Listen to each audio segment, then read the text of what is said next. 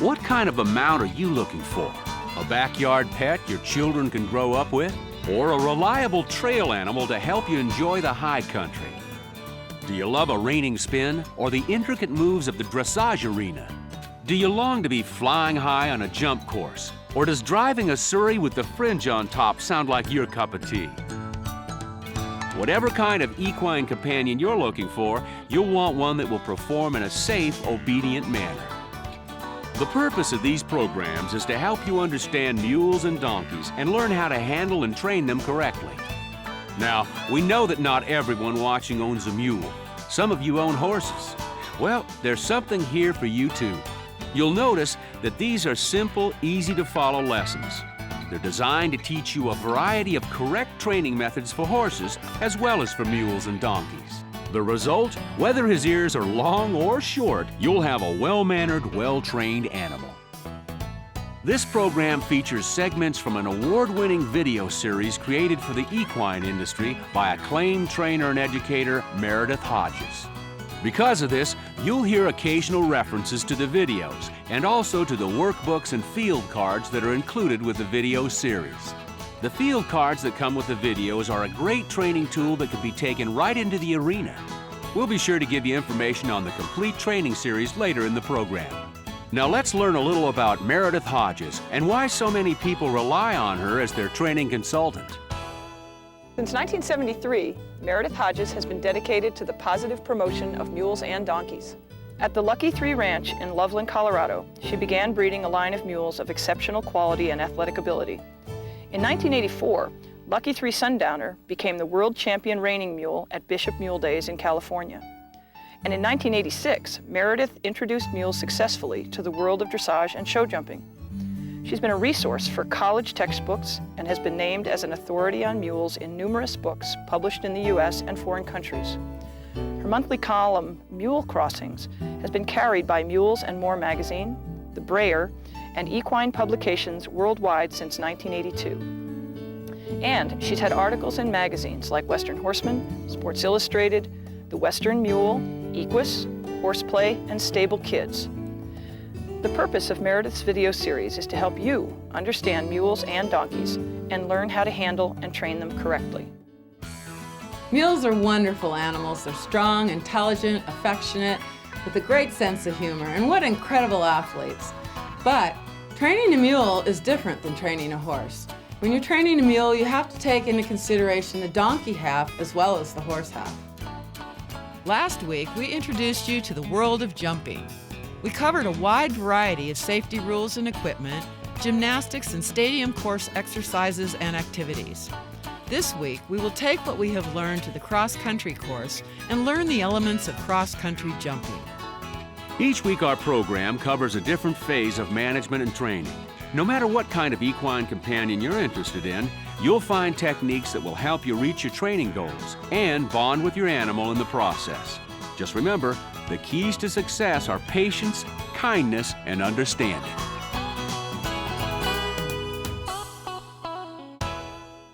In this tape, Meredith will focus on training your animal to jump. You'll be using this tape as a starting point. It will show what you can do and how it's done. However, before we begin, you need to understand something very important. There's much more to jumping than meets the eye. Timing and control are important, and both mule and rider must exhibit a great deal of skill and confidence. Jumping is a potentially dangerous activity, no matter how experienced you may be. You must train your mule to jump safely and in control. The lessons in this tape will help you to do this, but plan on getting some coaching from an expert. Look at those lessons as an investment in your safety and success. While this video features simple, easy-to-follow lessons designed to teach you correct training methods, use it as a supplement to a teacher or coach. As we keep emphasizing, jumping is a potentially dangerous activity. Safety should never be taken for granted, and you must be constantly aware of potentially dangerous situations. Danger also lies in using unsafe equipment. Your saddle and tack are especially important for your comfort and safety. Check all the tack for soundness and good repair. Don't use worn-out equipment. The condition of reins, girths, and stirrup leathers is especially important. It goes without saying that you always check your girth, straps, and stirrup leathers every time you mount. Even equipment in good condition can be dangerous if it does not fit you and your mule. That means your saddle should fit your seat correctly, and the tree should fit your mule's back. The fenders should be long enough to protect your leg from pinching, and your stirrup iron should be 1/2 to 3/4 inches wider than the width of your boot at the ball of your foot. You can also buy stirrups with a breakaway side. Your stirrups should be shorter than for English flat classes, shorter for stadium jumping, and shorter still for cross-country jumping. Adjust the leathers so your heel can be lower than your toe in the 2-point position. Leave the safety release bars on your saddle open to ensure that in an emergency the leathers will pull free. Lastly, always use a crupper with your saddle to make sure it stays in the correct position on your mule's back.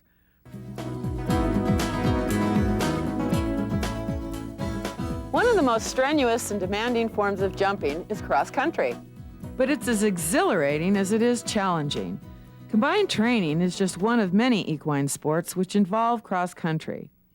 What does combined training mean? The term is confusing because it includes the 3-day event, the Olympic competition, as well as horse trials.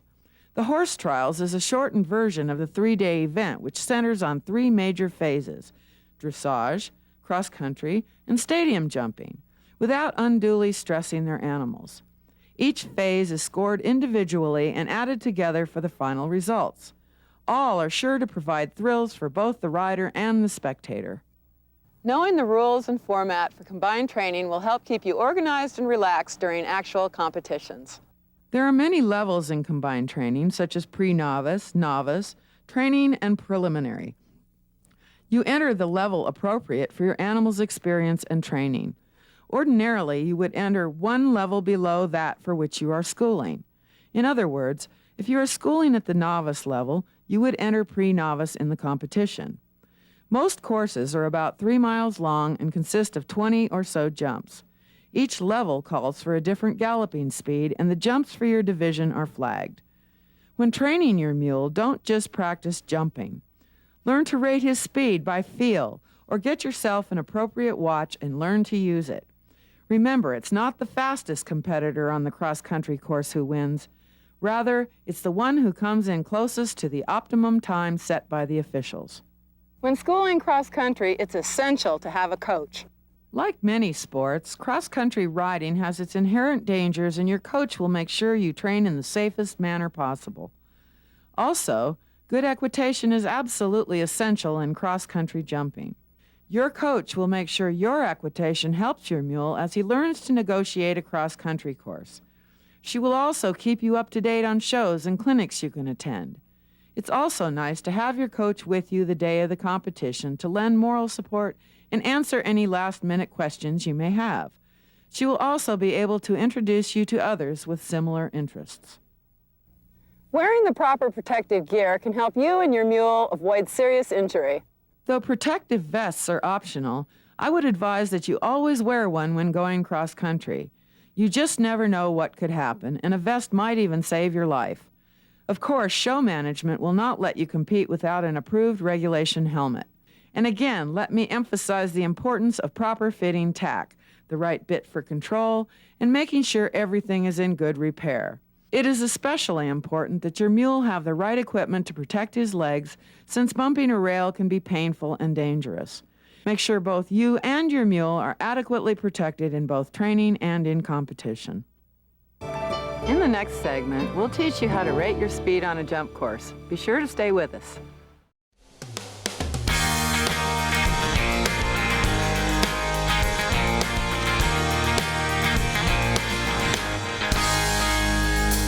Colorful Colorado, with its majestic Rocky Mountains and wide open spaces, also boasts the Loveland Long Ears Museum and Sculpture Park at the Lucky 3 Ranch, home of some of the finest mules and donkeys in the world.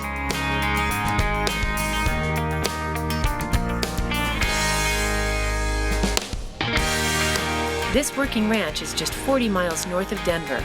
World-renowned authority on mules and donkeys, Meredith Hodges, invites you and your family for an adventure in learning you won't want to miss.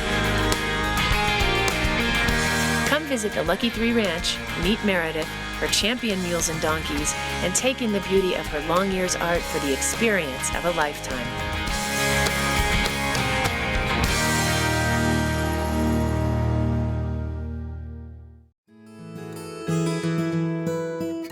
Hi, I'm Meredith Hodges, and welcome to the Lucky 3 Ranch Training Tips.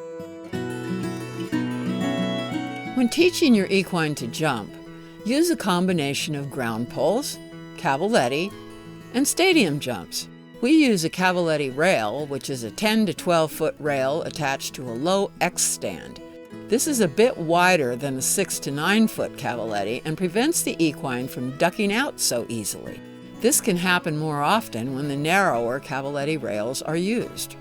The cavaletti can be adjusted to 3 different heights depending on how the X is turned. When the X is on the lowest setting, the rail is only about 6 inches high. When the cavaletti is turned so the rail is on the side, it's about 12 inches high. When it's turned so the rail is on the top, it's about 20 inches high.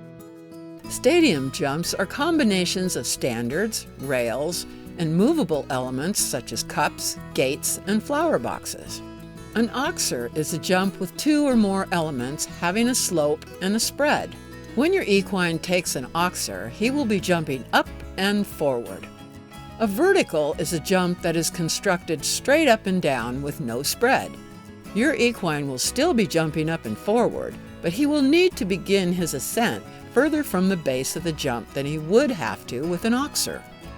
All of these jumps have one thing in common. They are adjustable, and they are usually not stationary. They come in many combinations, including doubles and triples, and they might even appear to be solid.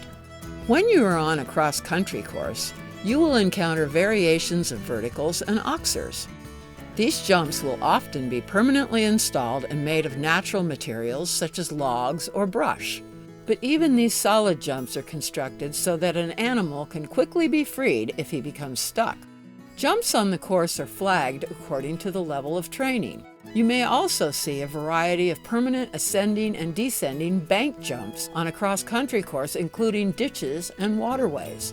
The descending types of jumps, or jumping downward, are generally called drops and are truly a test of courage for both you and your equine. It's not necessary to spend a lot of money buying practice jumps. Barrels, tires, hay bales, and natural materials work fine. Just make sure your homemade jumps are safe and not built of anything that could be dangerous to you or your equine.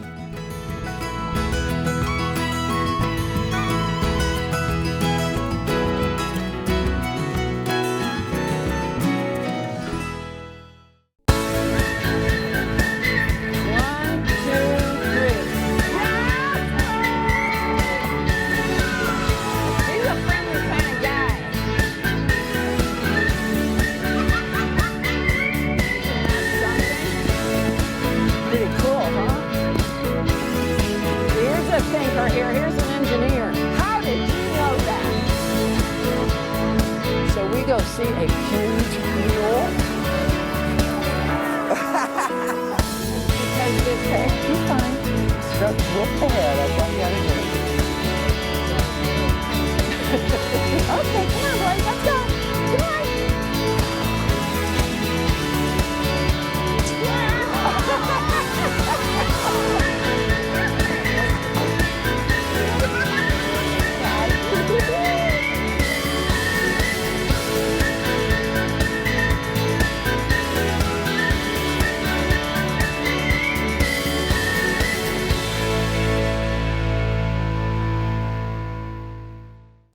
Every owner knows that a well taken care of equine is a happy equine. More and more, a technique being used to enhance our animals' overall conditioning is equine massage. What you have to realize is you're training an animal in their muscle tissue, and their muscle tissue has to be able to perform the task that you're asking the animal to perform. If you're having a hard time doing the advanced things, you need to go back to the beginning. The massage helps break the pattern of the neurons that fire to that muscle, that tell it to contract, to contract, to contract. With proper instruction, just about anyone can learn to give their equine the benefit of basic massage. I've been working on equines for a long time, and a lot of people look at you and hope that you can just come out and make an animal better. And you can't do that. It takes two pieces, the massage as well as the exercise. And the exercise is actually more important than the massage. And that's something that people really have to understand. And Meredith's tapes do that. And a lot of people don't want to take that long a time frame. They just want to do their 60 days, get on the animal and ride them. But that's not really where you can go with their backs. For more intensive therapeutic massage, be sure to consult a professional. Equine massage not only enhances your animal's health and overall condition, it's also a deeply personal and rewarding bonding experience for both of you. Many of you who love your horses also love your dogs. This type of massage can be beneficial for all your pets. If you want to improve your animal's quality of life, I can help. I can either teach you how to do it, or I can massage your dogs for you. Contact me at dogmassage.com. Hi, I'm Meredith Hodges, and welcome to the Lucky 3 Ranch Training Tips.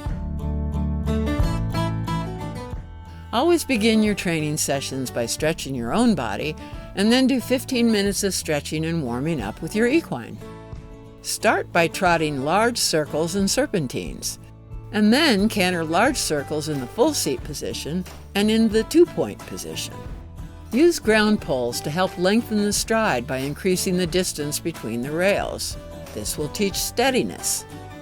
To do this, begin with 4 ground rails laid flat on the ground, spaced 3 to 4 feet apart. This spacing allows for an average to short-strided equine to trot easily over the poles. Post the trot, circling left one time and right the next, guiding your equine over the center of the rails. Now sit the trot. Go over the rails 3 times in each direction, or until your equine gets it right. Be sure he does not speed up over the poles. When he is adapting well to the different distances between the ground rails, he can then graduate to cavaletti exercises.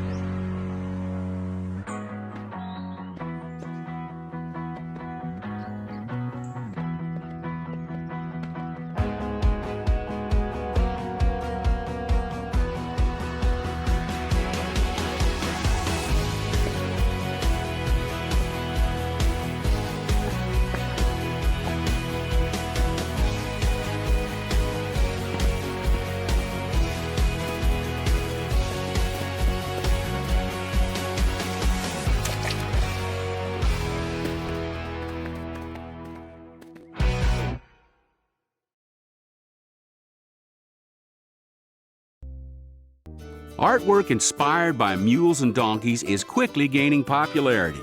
Tennessee mule artist Bonnie Shields has the uncanny ability to capture the fun-loving nature of these free-spirited animals. They were like a horse, but they weren't like a horse. They had a little different body. They used their body a different way. They certainly had a different mental attitude. So they started intriguing me as an artist, and I kept finding the differences between them and the horse, both physically and in their reaction to things. So that started my love affair with the mule. When you deal with the mule, you're not always in charge. So it takes a little bit of a different kind of personality to appreciate the mule and to work with her. She was the only artist that could really capture the essence of mules and donkeys. Because mules and donkeys are really good teachers and teachers of life lessons. And Bonnie has just been an inspiration to me ever since. Wow, how'd it do? Whoa. I know that all through the years, Meredith gives tours to the ranch.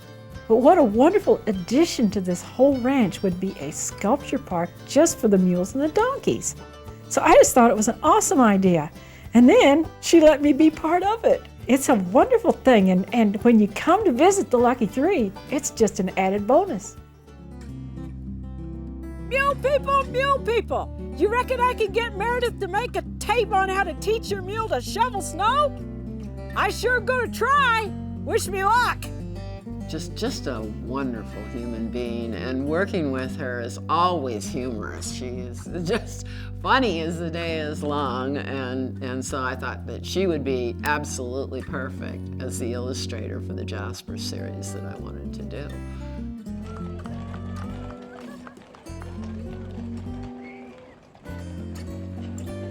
The Daydreamers was inspired by a thing that I saw years ago. I heard about this family up in Kentucky. They'd been working tobacco out in the field with their mules. And one of the boys, he was laying across this mule's back, laying in the shade. They'd been working, and he was resting on the back of his mule in the shade. That just kind of stuck with me, and I thought, gee, a kid like that, you know, he thinks he's stuck on the farm. He thinks he's stuck doing all this terrible old work, and he's laying up there and he's daydreaming about getting away from it all. So that's where Daydreamer came from. Sculpture's not the only thing I do. Matter of fact, I got into sculpture maybe a little later in my career. Mostly, I was known for my pencil drawings and my acrylic paintings for many, many years. Long ears art. It may be whimsical, like a cartoon, or it may simply be breathtaking. Long ears are taking their place in the world of art, and it's the beginning of a beautiful friendship.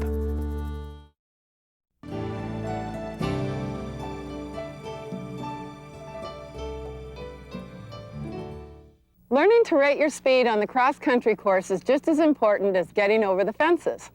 Be assured that cross-country is not a race. It's carefully paced at each level, and the rider must cover his course close to an optimum time with as few faults as possible. Optimum time and galloping rates are specified in each rule book, and they're calculated in meters. Don't worry about converting miles per hour to meters. Your coach will help you learn how it's done. Optimum speed for a novice mule is 350 to 375 meters per minute, and here's a trick to learn to rate your speed. Begin by measuring a distance of 175 meters, or about 575 feet, along a fence line. Have a designated start point and an assistant with a stopwatch at the other end.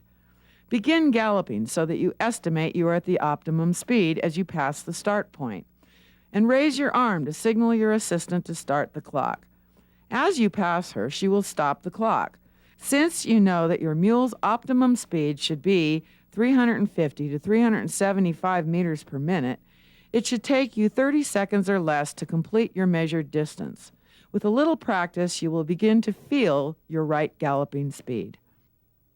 Being prepared will make your cross-country experience both fun and safe for you and your mule. You'll encounter many different kinds of jumps in cross-country jumping, and each creates a different challenge for you and your mule. Cross-country jumps are different than stadium jumps in that they are solid and will not fall down on impact. This may sound dangerous, but they're really constructed so they can be dismantled quickly if there's a wreck. Vertical jumps are formed mainly of posts and rails and are strongly made. In cross-country, they are generally as wide as possible and often of different heights. You'll find them on the flat, in the open, in the trees, on the side of a hill, even in a ditch or in the middle of water. You will ride the verticals according to the obstacle in 3-point over the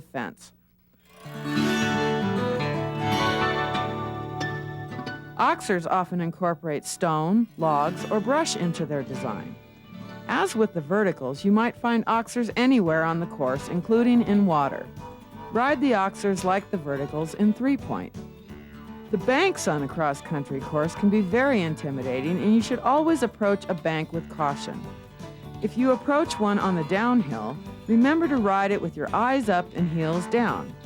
Your mule will need to use his neck and head for balance, so be prepared to let the reins slip through your hands as he needs slack. When approaching a bank uphill, ride it with your eyes up, heels back and down, and don't be afraid to grab mane as he ascends. The important thing is to keep your balance as well as his and to maintain impulsion throughout.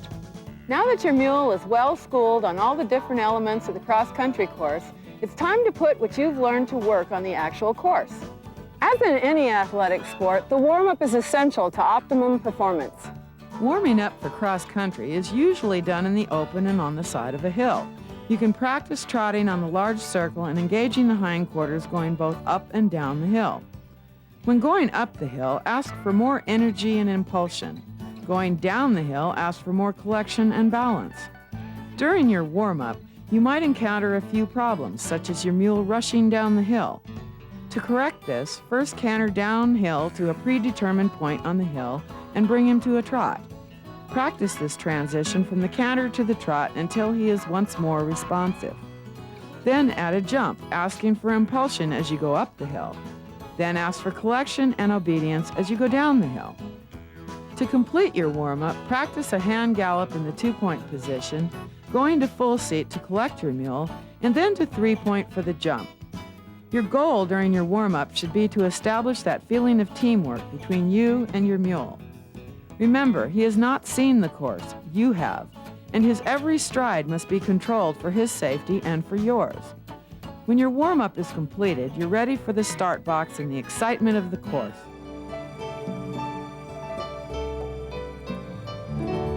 Let's review some of the important points you need to remember when planning to enter a jumping competition. Remember this important detail. In most cases, you're going to be taking your mule over jumps he's never seen before. It's up to you to guide him through the course safely and efficiently, and to do this, you must walk the course before the competition. In your familiar arena, you learned how to pace off the strides between the jumps. Now you must also determine the best path or line for your mule to take in a new arena or a cross-country course. Whatever the challenge, make your turns wide and easy to negotiate. Plan your turns to encourage him to make flying lead changes, but take the time to make a simple lead change if necessary. You want his balance perfect and his form correct for both his approach and takeoff. Calculate your approach with a straight line to and away from every jump, and always try to take your mule over the very center of the jump, straight and true every time. Remember, it's rarely the jump itself which frightens your mule and causes a refusal. You must take the time to stay organized and balanced, and your mule will have confidence in you. Search for portions of the course where you can ride in the two-point position to let your mule stretch and relax a little between the jumps, or make corrections in balance or stride. Mark in your mind where you'll drop back into the three-point about 3 strides before the actual jump. Once you've walked the course and made all your mental preparations, you're ready for the competition in an arena or cross-country. Once your mule is calm and experienced in executing a jump course, there are many enjoyable activities you can look forward to, such as working hunter, jumping, and hunter hack classes and mule shows. Mules are often welcomed at both stadium and cross-country jumping schooling shows. Just make sure you call ahead and check with the show management. It's the courteous thing to do. The end result of all this training is that when you put your foot in the stirrup and swing aboard, you're on a mule that's obedient, safe, and a sheer pleasure to ride. It's taken a lot of time and patience to get to this point. Wasn't it worth it? After all, you've got an animal with an exciting future ahead who enjoys his work, and you just can't wait to see what else you can teach him to do.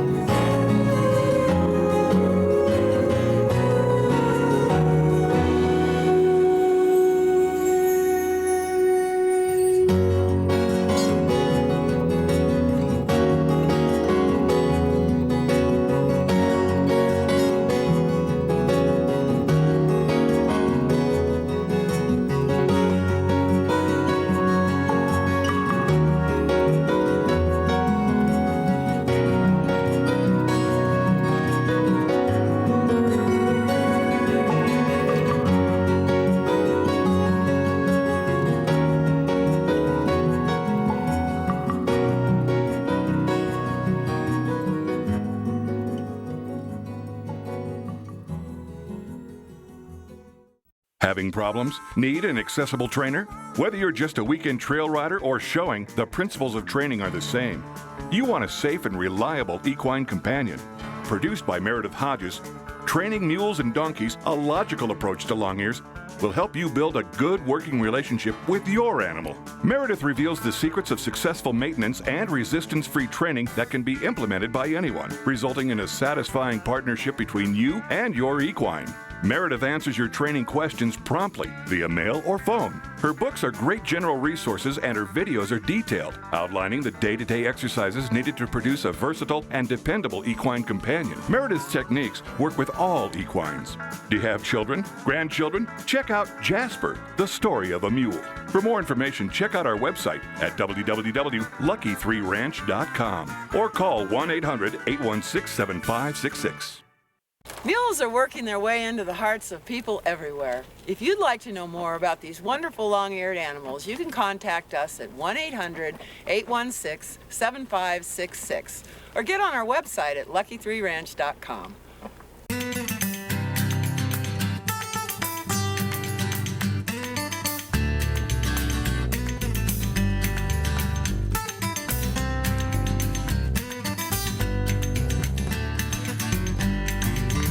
Dusty old quilt hung crooked on a couch in an old stone house by a lazy river. Songbirds singing to me like a slow ride